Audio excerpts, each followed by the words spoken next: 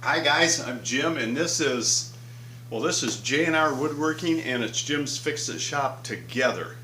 I have got a ton of emails I want to answer. A lot of them are duplicates, the same questions from a lot of different people, so we're going to answer them all at once. First, let's do the woodworking. Sorry guys.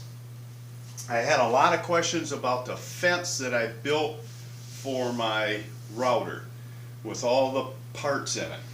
They want to know, where do you keep that? Well, if you have a big table saw like mine, right now I got some wood piled up there so it stays flat, you're taking up a lot of real estate in your shop, so you might as well store stuff under it. My router fence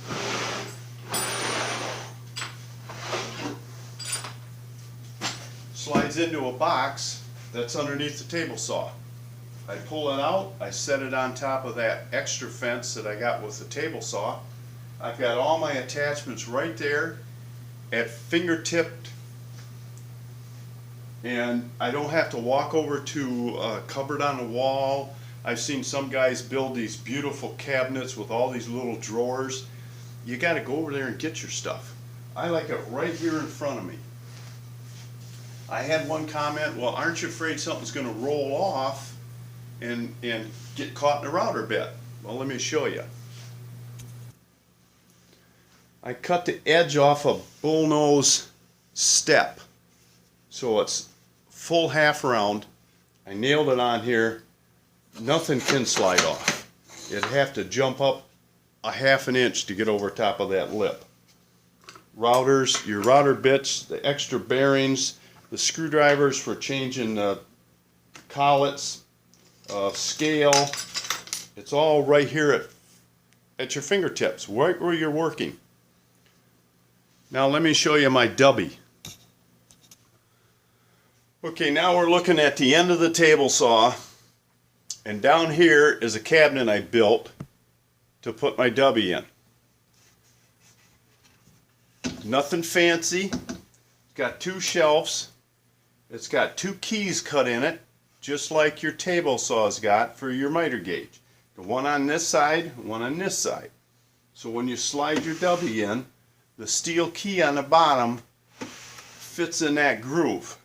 That way your panel is totally supported and it's not going to warp on you. You do want to take care of these things. Most of the time it's on my saw. Probably 90% of the time it's on the saw. I'm using it. I use it all the time for just about everything I make.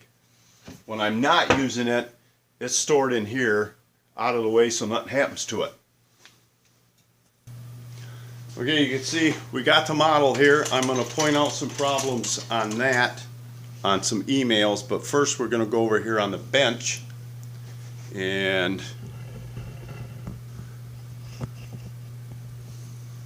wiggle you down, I guess. Now, the first question we had is on these clutches. A lot of guys are bolting your clutch disc to your clutch disc assembly instead of having it slip like the new ones are doing. This is one that I built that I modeled after a Comet. Back then they didn't have a slipping clutch. They bolted solid. That's why when you get a new clutch disc, it's got the holes in it. That's so you can still put it on an old Comet machine if you have it. And they were just a solid hunk of steel. The brake assembly was not inside of the the clutch disc, excuse me. The only brake they had on back then was the one that's on here that was a band brake. This is 10 times the brake that one that works inside of here will ever be. The question was on this, guy said, when I drill these holes, why can't I use the existing holes that are in the clutch disc? Well, you probably could if when you drill these holes, you have to drill exactly through the center of the hole. Now these drills have a point on the end. I'll exaggerate it by using this center punch. If you start drilling a hole in a piece of steel and you don't punch it deeply or use a center drill, your drill is going to walk on you. That means as it's spinning, it's going to walk around. What it tends to do is it walks over to the side of the hole, then it starts drilling. Well, what's going to happen is you're going to have a nice hole in the bottom, and that's going to make a elongated hole in the clutch disc, kind of like this one is right here. That elongated out back when I tried to do that. And if these holes get elongated on you, on your clutch, there is a tremendous amount of torque on this clutch disc when you let your clutch out. And I don't care how tight you tighten these bolts, that clutch disc on that assembly is going to chuck back and forth. And eventually it sheared all my bolts off. I put new bolts in, I'd torque them down as tight as I could get them. Within 2 weeks, it sheared them all off again. So I quit doing that, trying to match the holes.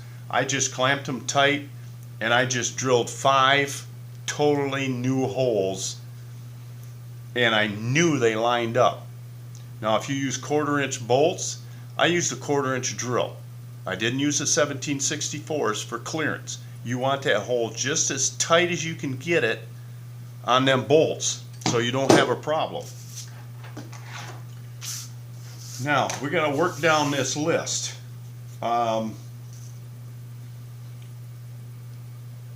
Gear lube in the chain cases in the differential. I had a lot of comments on some of my machines, or my machine when I tore it apart had grease in it. They should not have grease in it. Over time, grease gets hard and it's going to quit lubricating. If you put gear lube in here, that's what I use. You can buy the Snapper triple aught if you want to. I talked to a guy that said he thought about buying some, until he found out it's up to $49 a quart. The last time I bought it, I paid $15 a quart for it. I go down and buy 80-90 gear lube for $5 or $6 a quart. When you got your machine stood up, you got these 2 plugs. You take them both out. I don't know why they did this. You you shoot the grease or your gear lube in the top. You let it run down, and as it builds up, it'll start running out this hole. That's supposed to be full. So you stop. You put this plug in. Then I shoot some more in. Hey, it's not going to hurt to put too much oil in here. I keep calling it grease. When you lay your machine back down, if it's too full, some of it's going to come out of here and go into your boot, which in turn is going to run down and lubricate your hex tube, so it's going to make it shift better. In fact, when I get these things full, I pull the boot loose and I shoot some of that stuff in there all over the tube. Put the boot back on. It makes it shift better. Now another question is, well, let's go to the chain case. The same thing with this. This one's only got 1 hole. They figured by now we were smart enough to fill it. You take the plug out, you stick the nozzle in there on your gear lube or your snapper lube, whatever you want to buy, and you squirt it in there until this fills up and starts to run out that hole. Then you snap the plug in. That's supposed to be full. Personally, I put a little extra in there so it doesn't run out on me, I guess. Now I had another viewer call in. Well, a couple of them actually. One said he's got vent holes in his differential cover and in his chain case down at the bottom, and he had it tore apart, and he said he thought it was from the factory because there's paint on the inside of the case that came through them holes when they painted it. Well, I'm figuring it had to be repainted by somebody else, and I don't know if them holes are rusted through or when they stamped these out it just overstretched on that corner and ripped, but they should not have vent holes in them. You're going to lose your grease, oil, sorry, it's going to run out of there. Now on this one, you can see there's a mark right there. And on the inside, you can see it's a big dent. What that is from, I don't know. If there was a flaw on their die when they were stamping these things and they just didn't care, but that is not a vent hole. This one does not go through. If you hold it up to the light, you should not be able to see light through there. If it is a hole, seal it somehow. Like maybe some JB Weld. But if you use a product like that or silicone, something that you're adding on there, check it once in a while, make sure it didn't fall off. Personally, I would run down to the nearest welder and just have him tack that hole shut. It doesn't matter if he burns the paint off or if it don't look real pretty, just have him tack it shut. When he gets done welding it, hold it up right there to a light and make sure it's sealed all the way. He probably won't even charge you for something like that. But you do want to get them holes sealed up. They do not need vents in them. Oh, now I got so many emails on here. I tried to email some of you guys back with answers, but a lot of them I come up with, it said email address failed. For some reason I can't email you back. So that's why we're doing a video. Side play on the axle. Let's spin you around, make you a little dizzy here. Make sure you're awake. On the axle, side play, which he meant he doesn't have any play this way as far as moving the tire up and down. He's talking about back and forth across the machine. I have about a 32nd. That's almost excessive. You don't want more than a 64th of side play. If you get too much side play, and you can see if you look close right in here, I have a washer that I made and stuck in there that's 1/4 of an inch thick. Let me slide you on up here. And how that happens is this is your bushing that's shoved in your fender, and the same on the other side. This bushing is supposed to be so long, and what happens is you not only are you wearing the inside of the bushing out from the axle turning in it, because nobody ever greased these things, but you're wearing the face off of the bushing. And how that happens is if you've got a yard with a hill in it, and instead of mowing down the hill and back up, you decide to go lengthways on the hill so your machine is tipped sideways, that puts an excessive amount of wear on the face of this bushing, and it wears it down. Then you end up with a lot of side play. If you get too much side play, it will happen. What happened to this one, it ate a big groove right in this cover where this chain went around, because the axle came this way so far, it started eating a slot right through this side cover. That's why I cut this away. I chose this one to make a part out of, because it was junk anyway. It wouldn't have been much longer, it would have cut this thing right in half itself.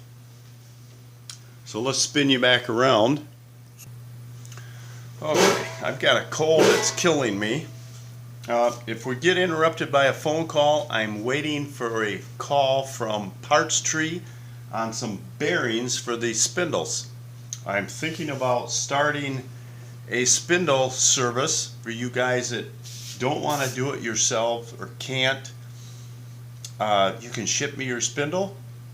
I'll put the bearings in it and I'll ship it back to you. The price I'm thinking right now is going to be about $50. Now the bearings that I have, I just picked some up and I've got to call into her. The bearings that they sell, a lot of the pages you look up in Parts Tree, they don't even list parts for the spindle. I don't know if they don't even want to deal with it. because it's the spindle, I don't know. But I did find one page where they had bearings for sale for $6.99. Now I'm waiting for a call back to find out if them are shielded on both sides or if one side is open. If one side is open, you do not want to use them. Not in this application, because your spindles, they have a grease fitting on them. Totally, now this is the only time I'm ever going to tell you this. Totally ignore this grease fitting. Do not grease it. If you do have open bearings on the inside of the spindle and you fill this thing with grease when you first put it together, remember, too much grease is not good. You over-grease a bearing, you'll create heat, and you'll burn the bearing up. You're going to have to pump about 2 cups of grease in this thing to fill it. Now to get to grease in the bearing, you're going to have to pump it and kind of pressurize it. Well, you can't do that because they put a vent hole right here, which totally defeats the purpose of a grease fitting. Plus, dirt's going to get in this hole and get down into your bearings. Dirt gets in there, these bearings are toast within a week, I'll guarantee it. These bearings are not only shielded, but they are sealed. And you can't really see it on camera, but right down in here between the inner race and the shield is a rubber seal. These bearings are greased for the life of the bearing. You put these babies in there and you're done. Don't grease it, just run it. You'd be better off if you sealed this hole up with something so dirt and water can't get in there. A lot of times I'll take my mower when I'm done and I'll hose it off. Well, that's not a good thing if you don't know there's vent holes in there and you start blowing water into your spindle. It's going to rust it up in there and probably ruin the bearings. So before I put that one back into a machine, I'll probably weld that hole shut.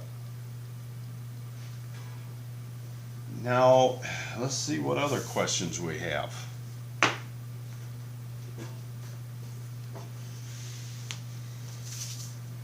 I have a lot of people asking me about grease or gear lube for your chain cases and differentials. Please use gear lube. Don't fill them full of grease. And the same reason you don't want to fill that spindle full of grease. Even if you have open bearings in there, after 3 or 4 years, that grease is going to harden up and it's just not any good anymore.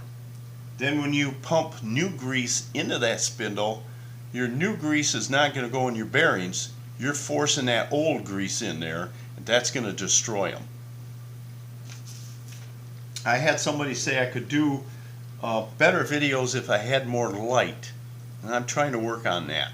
Some of the lights that I have are too bright, and it's just a big glare, and you can't really see anything any better.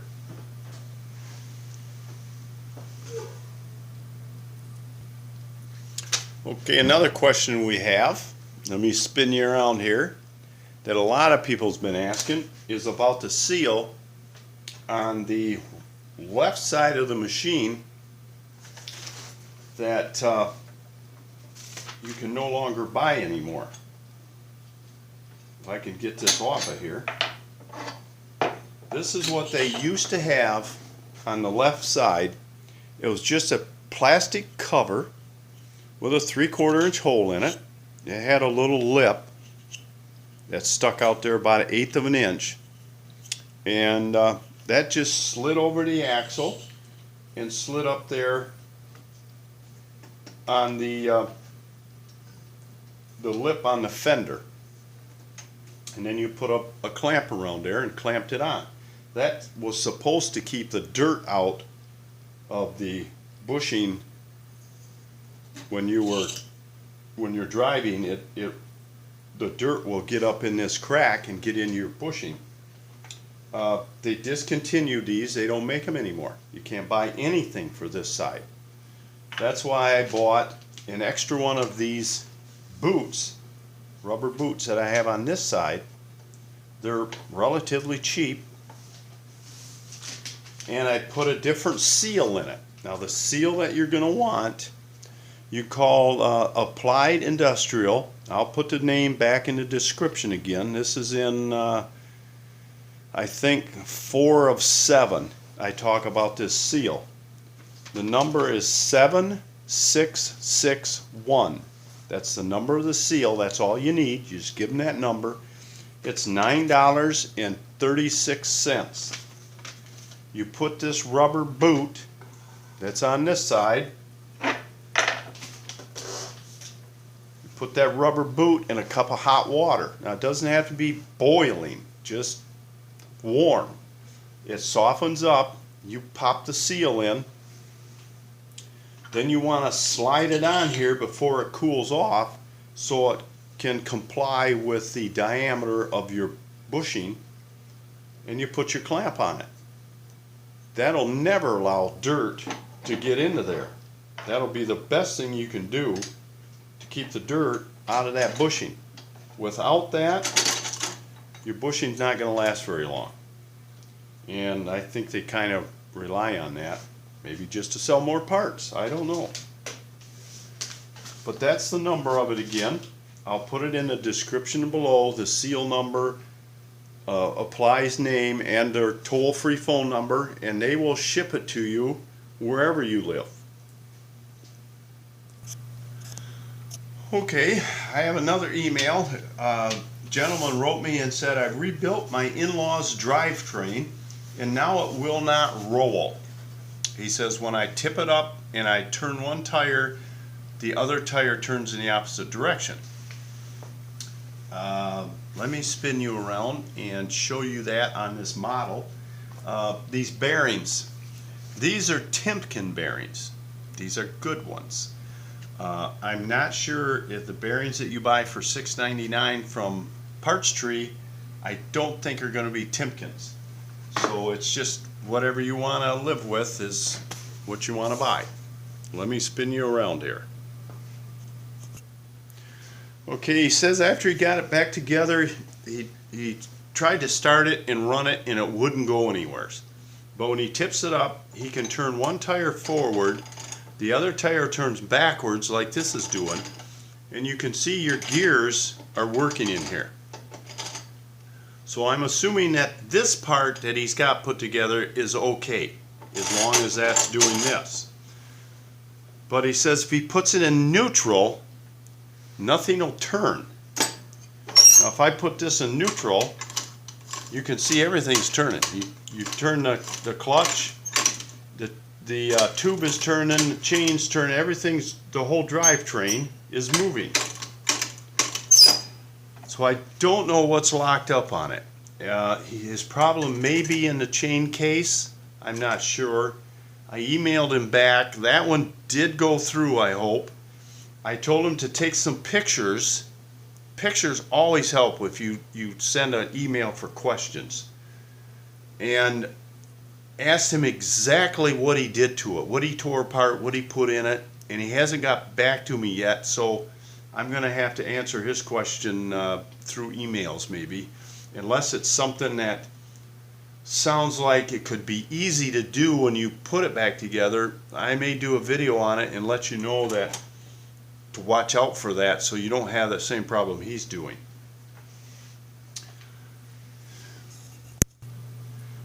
Another email I got, a guy called or emailed me and said he's having problems. He put a new clutch brake cable on and a new brake, which is that goofy little brake inside of your clutch disc assembly.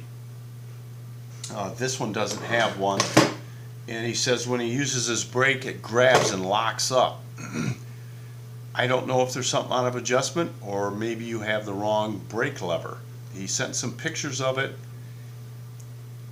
but he took the clutch disc assembly off so you could see the brake lever better, so I can't really tell what's in there that's giving him a problem. So I guess that's about it on that.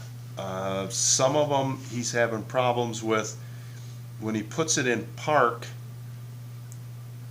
it still rolls around.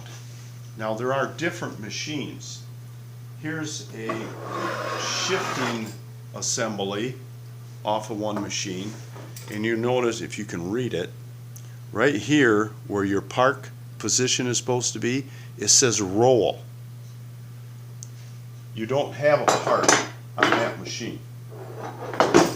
I thought that sounded like a good idea, so I did that to my machine, and I really don't like it because now it just rolls around if you're parking on a hill. What that looks like for that is it's just a straight piece of pipe right here. And on the ones with a park, let me show you what that looks like. We'll get you right down here so you can see this. This one's got a, I guess you could call that a ball. It just doesn't have a straight tube like that one did. So when you put this one in park, push the clutch in, drop it down in park. That little ball goes right up. See, now this is turning. This ball goes up and locks that. It won't turn. That's what they consider park. Now if you take that off and just have this tube on there like that one's got, that other gear case, then it rolls all the time, which I don't like. I thought it'd be handy, but it's really not. I guess that's about it. I hope I answered all you guys' questions. I've had a ton of them. I had one email where Glenn emailed me. I don't really like to use names, and he said, I hope you're not getting overwhelmed by all the emails and you decide to stop. Well, I don't have any plans in stopping anytime soon. I have had a overabundance of emails. I've started this about 10 months ago, and I've had probably close to 400 emails. And for a while I was keeping the emails, I wouldn't delete them, and it's by doing that it's kind of hard to tell, okay, now who have I answered and who haven't I answered. So that's I've been going back through, and I tried to make this list of all the questions from different people that were multiples to try and answer them all at once. I hope I answered your questions. If you have sent me an email and I have not responded back to you, please email me again. I will answer you. I went through last night, and when I made this list, I deleted all the emails. I really hated to, and I had some that weren't really questions as much as they were comments about how much they like my channel and how well I'm doing. That's great. I'd like to hear that, because at first I didn't know if this was even worth me doing. I mean, if I was even going to reach anyone. And then a couple of days ago I get this email from Wilbur from South Africa, and it just blew me away that I can help somebody that far away fix his machine. And Wilbur, tell your son that he's getting mechanically inclined on how things work. When I was 8 years old, this was the first thing I tore apart to see how it worked. This was 50 some years ago. This was a nice drill that was my dad's that I tore apart and tried to fix. Well, actually I just wanted to see how this gear mechanism in the front worked. This is a 1/4 inch drive Craftsman drill with 2 speeds. Now back in the day that was pretty classy. Have a 2-speed drill, no reverse, no variable speed, but it goes faster, it goes even faster. So when Dad came home, I had to tell him, Dad, I took the drill apart and it don't run anymore. And I figured I was going to get a whipping for that one. But he says, well, you know what you got to do? Take it apart and fix it. So it took me 3 more tries, but I got it back together, and it runs. And I'll tell you, this thing is like, I don't know how old this is, but it still works. The trigger sticks on it a lot, and it's stuck right now. But it does run. But welder, encourage your son to keep it up. You know, if he wants to take something apart and fix it, or take it apart and see how it works, encourage him. We need repairmen in this world. I mean, you can't throw everything away. Something's got to be fixed sooner or later.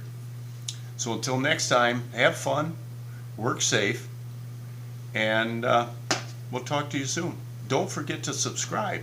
I got a lot of stuff coming up, a lot of stuff in the woodworking side that I've been getting hounded on my finish, especially on what this finishes I use. That's going to be the next video. So take care of you guys, and we'll talk to you soon.